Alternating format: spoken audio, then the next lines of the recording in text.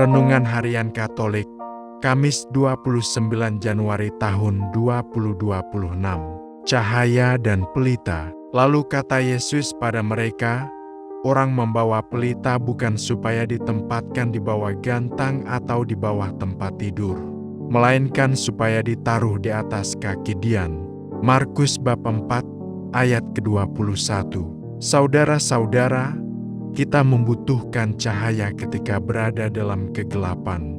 Kita mengalami bagaimana rasanya berjalan di malam yang gelap. Kita merasa takut, sering tersandung, dan bahkan jatuh.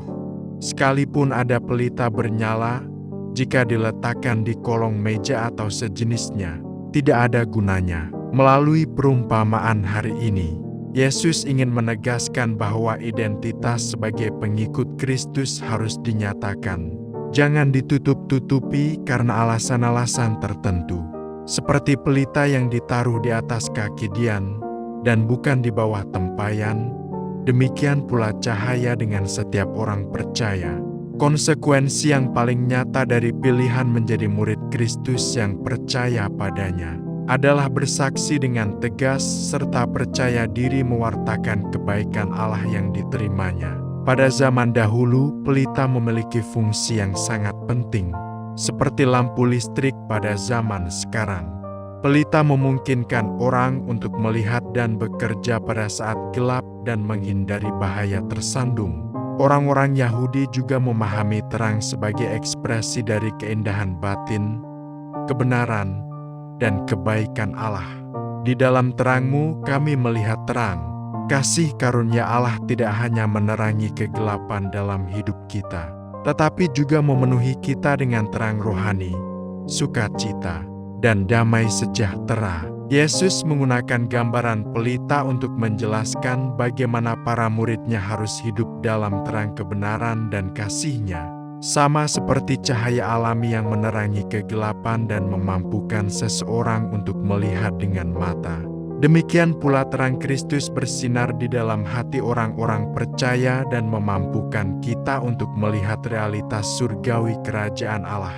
Sesungguhnya, misi kita adalah menjadi pembawa terang Kristus sehingga orang lain dapat melihat kebenaran Injil dan dibebaskan dari kebutaan dosa. Yesus menyatakan bahwa tidak ada yang dapat disembunyikan atau dirahasiakan. Kita dapat menyembunyikan sesuatu dari orang lain, tetapi tidak dapat kita sembunyikan diri kita dari Tuhan.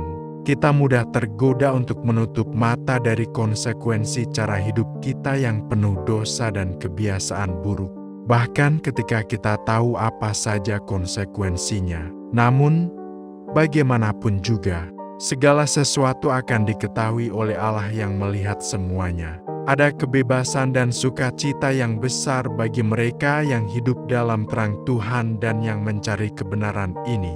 Mereka yang mendengarkan Allah dan mengindahkan suaranya akan menerima lebih banyak lagi darinya. Perumpamaan tentang pelita mengingatkan kita bahwa Tuhan ingin agar kita menjadi terang-Nya, dan supaya terang itu menerangi banyak orang yang berada di dalam kegelapan. Terang itu bukan milik kita dan bukan pada kitalah terang itu sendiri, tetapi Yesus Kristus dan segala kebenarannya. Tugas kita adalah menjadi terang Kristus yang menerangi hati semua orang yang kita jumpai. Ketika orang memandang kepada kita, mereka melihat Yesus. Salah satu perlambangan yang dipakai oleh kitab suci adalah cahaya dan pelita. Iman Katolik kita adalah cahaya bagi dunia, yakni bagaikan suatu pelita yang tidak dapat disembunyikan di bawah gantang atau di bawah tempat tidur, tetapi harus di atas kaki Dian supaya bercahaya ke sekitarnya, yakni kepada orang-orang lain dan lingkungan hidup. Demikian juga firman Tuhan tidak boleh disimpan, tetapi disiarkan. Iman yang kita terima, pengetahuan dan penghayatan kita tentang Yesus tidak untuk disimpan bagi diri sendiri, tetapi harus bercahaya mempengaruhi orang-orang lain dan lingkungan di mana kita hidup dan bekerja.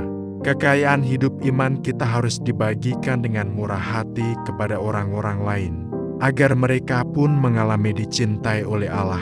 Menjadi orang Kristen tidak cukup menjadi orang baik, tetapi harus juga menjadi terang bagi orang-orang lain serta pembagi kabar gembira dengan kata dan perbuatan.